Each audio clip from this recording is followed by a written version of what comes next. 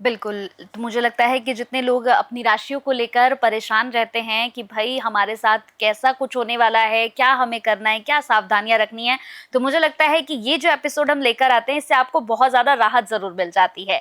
तो चलिए अब हमारी तीसरी राशि यानी कि मिथुन राशि की बारी आ गई है। तो मिथुन राशि के लिए पूरा महीना क्या कुछ सावधानियाँ रखनी है मैम और क्या कुछ रहेगा इनके साथ? जी जी।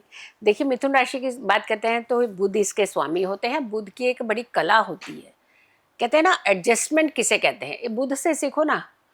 हर किसी के पास चले जाते हैं, हर किसी ग्रह के साथ बैठ सकते हैं। सूर्य के पास कोई ग्रह नहीं जा सकता, बुध जा सकता है। अब देखिए, इसके आसपास ही रहते हैं ये, मार्गी वक्री इसी के आसपास, सूर्य के आसपास। देखिए, जिस ग्रह में सूर्य के पास जाने की क्षमता है ना, क्योंकि सूर्य अपने ताप से, अपने तेज से दूसरे के एनर्जी को खत्म कर देता है, लेकिन बुध जाता है वहां पे। तो सोचिए कितना स्ट्रांग है।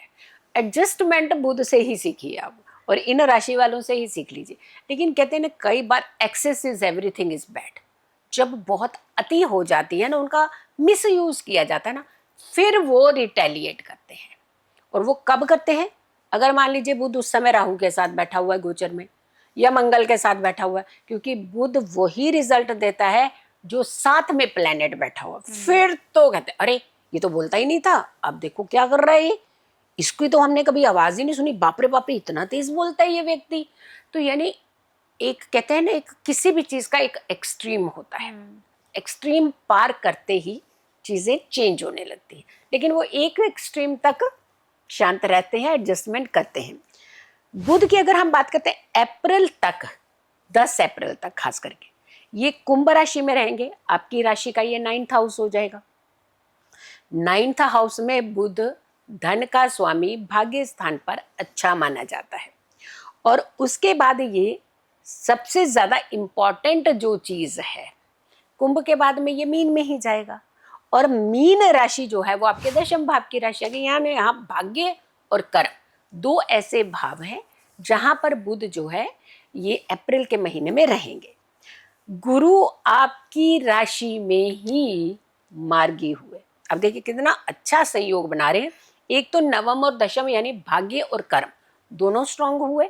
दूसरा आपका लग्न स्ट्रांग हुआ, क्योंकि गुरु धन के देवता, ज्ञान के देवता, एक्सपेंड करने वाले, एक्सपेंडिचर नहीं एक्सपैंड के देवता, किसी भी चीज को बहुत अच्छे रूप में बढ़ाना हो उसके देवता गुरु माने जाते हैं।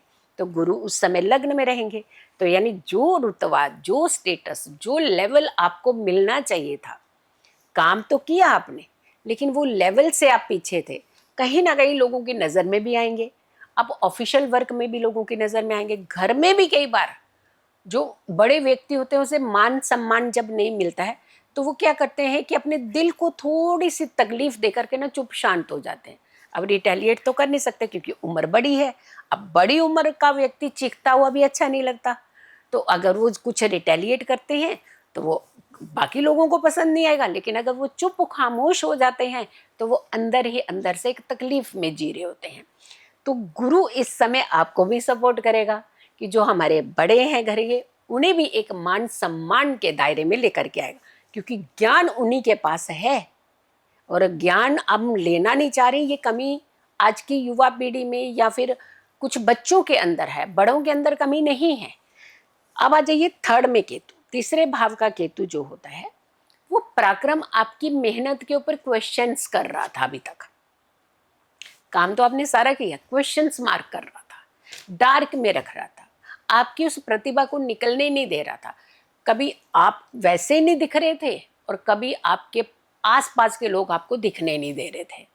कारण तो था, यानी मेहनत का फल नहीं मिल रहा था। तो आपको यहाँ पे मेहनत का फल भी मिलेगा। अब आ जाइए गुरु की 9वीं दृष्टि जो है 9वें भाव पर। अब हमने कहा ना भाग्य और कर्म बड़ा अच्छा एक्टिवेट हो रहा है, तो गुरु मार्गी हैं, नवम पर दृष्टि होगी तो सोचिए कितना फायदा देगा। भाग्य को 4 चांद लगाने का समय यही है। मंगल की चौथी दृष्टि आपकी राशि पर, गुस्से से बच करके रहिए। अभी भी आपको पिन तो मारी जाएगी, अभी भी आपको प्रोवोक किया जाएगा, अभी भी कहीं ना कहीं आपके सामने ऐसा कुछ जरूर किया जाए जिससे आप चिढ़ जाए, और चिढ़ जाएंगे तो रिटेलिएट करेंगे तो उसके बाद फिर पंगा हो जाएगा। पंगा हो जाएगा तो जो अच्छी छवि है वो तो पीछे फिर लुप्त हो गई। तो यही सामने वालों की कहीं ना कहीं वो रहेगी ये कोशिश। तो ध्यान रखिएगा, इसमें आपने गुस्सा नहीं करना है। बड़े हैं या छोटे हैं या मिडल एज के हैं, गुस्सा नहीं करना है। भीगी हुई हरी मूंग की दाल होती है, कोशिश करिए कि उसे मंगलवार की रात में भिगोइए और बुधवार को उसे उस दाल का दान करिए।